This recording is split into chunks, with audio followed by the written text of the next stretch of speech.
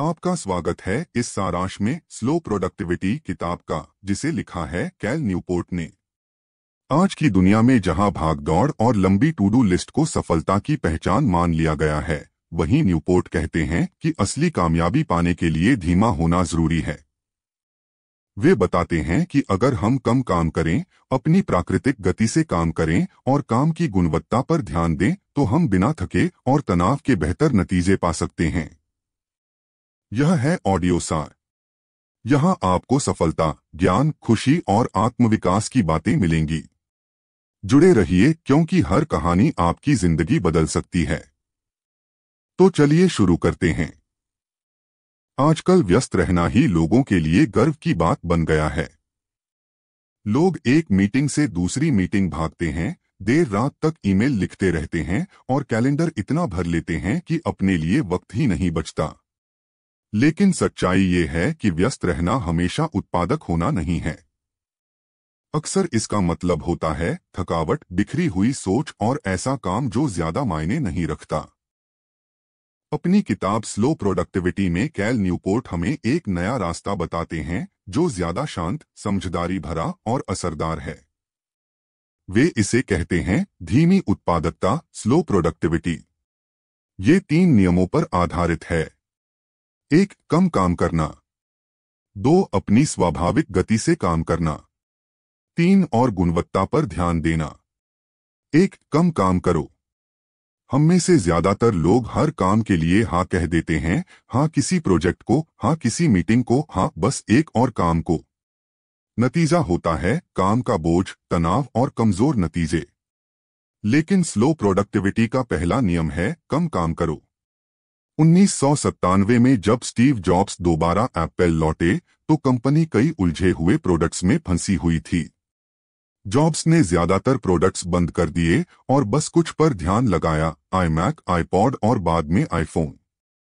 इसी फोकस ने एप्पल को दुनिया की सबसे बड़ी कंपनियों में बदल दिया। चार्ल्स डार्विन ने भी यही किया। उन्होंने हर विचार पर भागने की बजाय 20 साल तक सिर्फ एवोल्यूशन थ्योरी पर ध्यान दिया। जब उनकी किताब on the origin of species छपी, तो उसने पूरी दुनिया की सोच बदल दी। हमारी जिंदगी में भी यही सच है। जो छात्र हर क्लब में शामिल हो जाता है, वो थककर औसत बन जाता है। लेकिन जो सिर्फ 2 चीजों पर ध्यान देता है, वही अच्छा करता है। कम काम करना आलस नहीं है। ये है फोकस, यानी बेकार कामों को छोड़कर जरूरी कामों को चुनना। 2. अपनी प्राकृतिक गति से काम करो। दूसरा नियम है अपनी गति से काम करो। आज की दुनिया तेजी की तारीफ करती है, जल्दी जवाब, जल्दी नतीजे और लगातार भागदौड़। लेकिन असली सफलता ऐसे नहीं आती।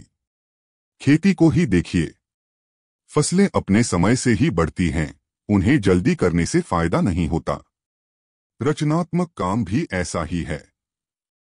J.K. रोलिंग ने सालों लगाकर हैरी पॉटर की दुनिया बनाई। मैरी क्यूरी ने दशकों तक रिसर्च की। दोनों ने जल्दबाजी नहीं की, लेकिन उनका काम इतिहास बदल गया। बिजनेस में वॉरेन बफेट भी यही कहते हैं। वे सही मौके का धैर्य से इंतजार करते हैं और यही उनकी सबसे बड़ी ताकत है। जल्दीबाजी हमें थका देती है। स्लो प्रोडक्टिविटी हमें सिखाती है कि काम और आराम का संतुलन रखें, धीरे धीरे आगे बढ़े और सिर्फ आजकल नहीं बल्कि आने वाले सालों की सोचें। 3. काम की गुणवत्ता पर ध्यान दो। तीसरा नियम है गुणवत्ता पर फोकस करना। लोग ये नहीं देखते कि आपने कितने काम किए, वे ये याद रखते हैं कि आपका काम कितना अच्छा था। लियोनार्डो दा विंची ने मोना लिसा को बनाने में सालों लगाए। माइकल एंजेलो ने डेविड की मूर्ति तराशने में 3 साल से ज्यादा समय दिया। यही वजह है कि उनका काम आज भी दुनिया में सबसे खास है।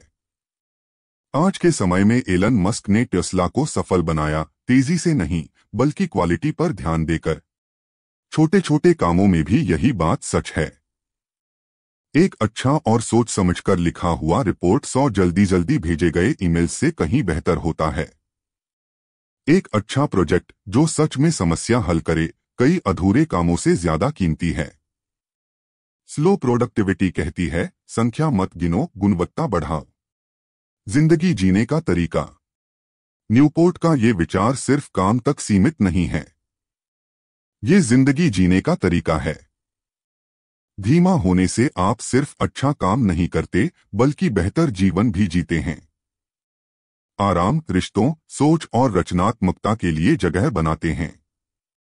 आज की दुनिया हमें हमेशा व्यस्त रहने को कहती है, लेकिन सिर्फ भागदौड़ वाली जिंदगी पूरी जिंदगी नहीं होती। सच तो ये है कि धीरे होना कम पाना नहीं है। लंबे समय में आप ज्यादा पाते हैं, क्योंकि जो भी बनाते हैं वो टिकाऊ और सार्थक होता है। सोचिए, एक कारीगर जो हाथ से फर्नीचर बनाता है, उसे समय लगता है, लेकिन उसका काम पीढ़ियों तक चलता है। जबकि फैक्ट्री के बने सस्ते टेबल कुछ ही सालों में टूट जाते हैं। यही फर्क है तेज लेकिन उथले काम और स्लो प्रोडक्टिविटी में। तो ये थी स्लो प्रोडक्टिविटी का सार। याद रखिए, कम काम करें, अपनी गति से चलें और गुणवत्ता पर ध्यान दें। असली सफलता दौड़ने में नहीं, बल्कि ऐसा काम करने में है जो टिके और जिंदगी को मायने दे।